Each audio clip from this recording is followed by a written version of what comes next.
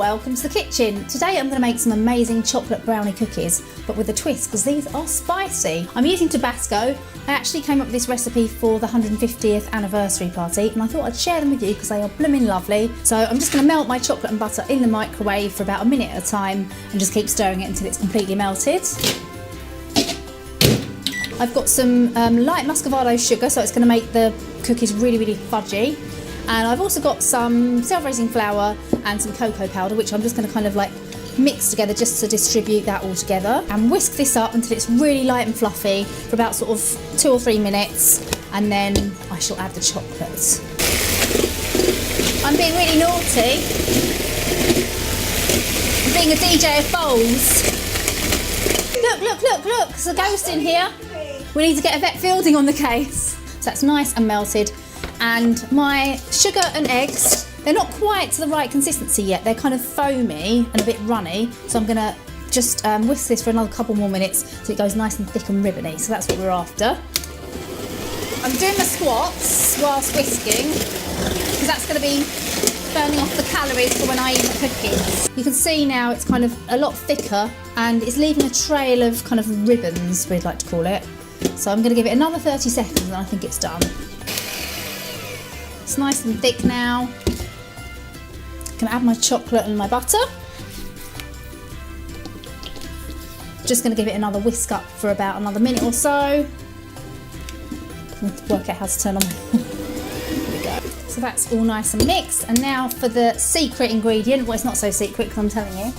So I've got my Tabasco here. So this one, so I'm gonna add a little bit of the original sauce, which has got a nice kind of flavour. About a sort of teaspoon, I'd say, in this.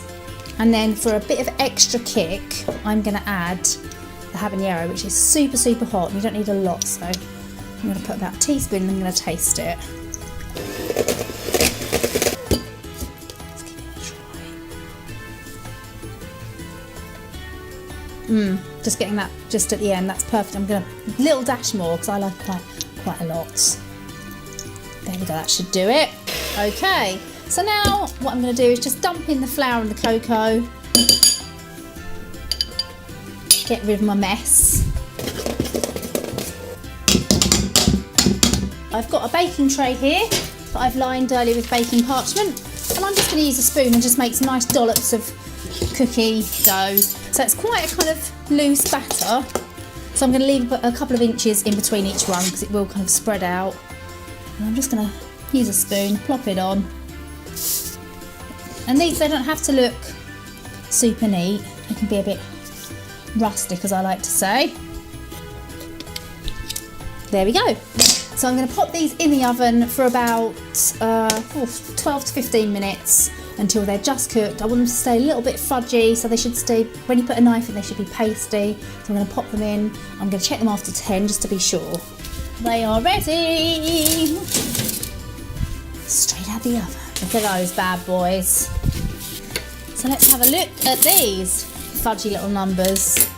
So obviously I'm going to let them cool a little bit more, but I just want to show you that those lovely, delicious, yummy.